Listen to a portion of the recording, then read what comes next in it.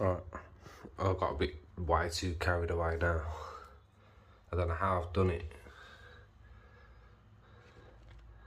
but I've managed to get 6 12-volt batteries in it.